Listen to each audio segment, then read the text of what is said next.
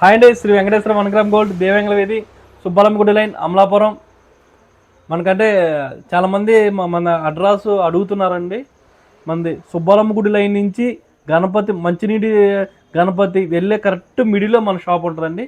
మొత్తం బంగారు shop line అండి ఇది మొత్తము.